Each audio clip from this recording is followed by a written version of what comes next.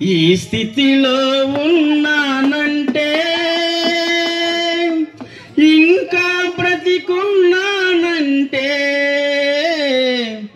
నీ కృపా, నీ కృపా, నీ కృపా, ఇది నీ కృపా, నీ కృపా, నీ కృపా, నీ కృపా, ఇది నీ కృపా.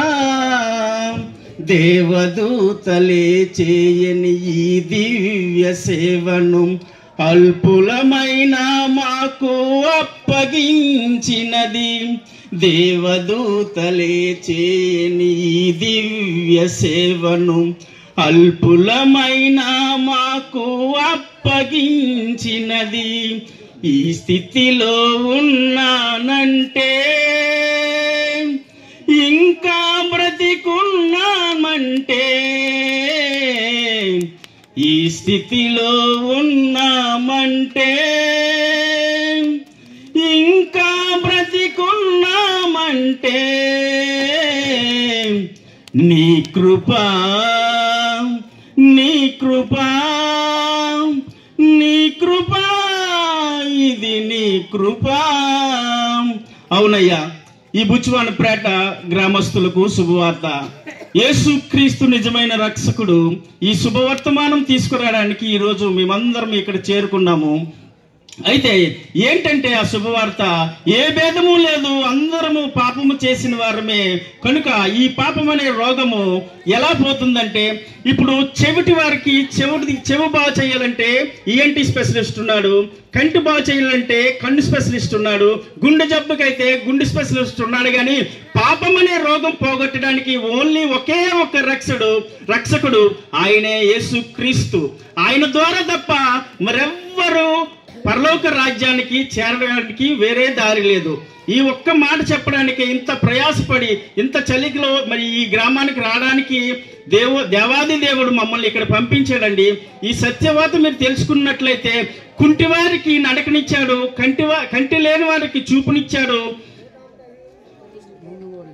చెవిటి వారికి వినికినిచ్చాడు, చనిపోయిన వారిని సైతం యేసుక్రీస్తు తిరిగి లేవగొట్టాడండి. ఈ సత్య సువార్త ఈ బుచ్చివానిపేట గ్రామస్తులందరూ విని నిజమైన రక్షణ సువార్త ఎరిగి మీరందరూ మాతో పాటు ఈ రక్షణ సువార్త తెలుసుకొని దీవింపబడాలని ఈ చిన్న మాటలు దేవాది దేవుడు దీవించును గాక. ఆమేన్. వెళ్తావు, ఏ మనిషి దగ్గరికి వెళ్ళి, ఏ డాక్టర్ దగ్గరికి వెళ్తే ఈ పాపం అనే రోగం నీకు పోద్ది.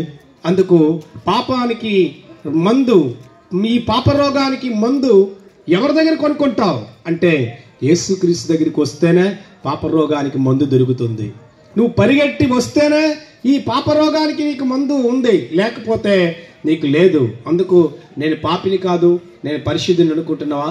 ఎట్టి పరిస్థితుల్లో కూడా మనము ఈ భూమి మీద ఎన్ని మార్గాల్లోకి వెళ్ళినా, ఎన్ని త్రోవల్లో మనకు వెళ్ళినా, మనము ఏ త్రోవలోకి వెళ్ళినా కానీ ఇక యేసుక్రీస్తు అనే రక్షకుడి దగ్గరికి వచ్చి మన పాపముల కొరకు, మన రోగముల కొరకు, అలాగే మన వ్యాధుల కొరకు ఆయన రక్తములో మన పాపములను కడుక్కుంటే తప్ప మనము పరిశుద్ధులు అవ్వలేము.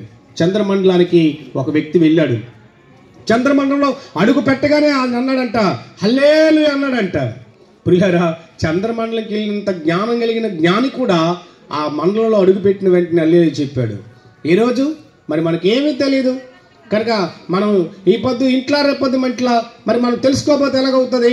ఆయన చంద్రమండలం నుంచి భూమి మీదకి వచ్చిన తర్వాత చాలా మంది అడిగారంట, చంద్రమండలం అక్కడ ఏముంది అని గొప్పగా ఆయన పొగుడుతుంటే చంద్రమండలానికి వెళ్ళి రావడానికి ఒకే ఒక కారణం ఎవరో తెలుసా? యేసుక్రీస్తు ప్రభువారని చెప్పాడంట. అందుకు పిల్లరా చప్పలు కూడా దేవుని కనపడదాం. కనుక చంద్రమండలానికి వెళ్ళి రావడానికి ఎవరు కారణం? యేసుక్రీస్తే కారణం అని చెప్పాడు. యేసు అంటే రక్షకుడు, క్రీస్తు అంటే అభిషేక్తుడమ్మ.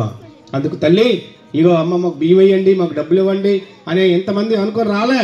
కనుక మేము కానీ బ్రతికి ఉన్నామంటే ఇంకా కేవలం క్రీస్తు కృప, దేవుని కృప. ఇంకా ప్రభుని గురించి తెలుసుకోవాలనుకుంటే అటు పశువుల హాస్పిటల్కి, ఇటు పాల కేంద్రానికి మధ్యలో యేసుక్రీస్తు ప్రార్థనా మందిరం ఉంది. చాలా మంది, ఇంతమంది భక్తులు ప్రతి ఆదివారం అక్కడికి వచ్చి కూడుకొని ప్రభువుని భజిస్తున్నారు, ప్రభుని ఆరాధన చేస్తున్నారు.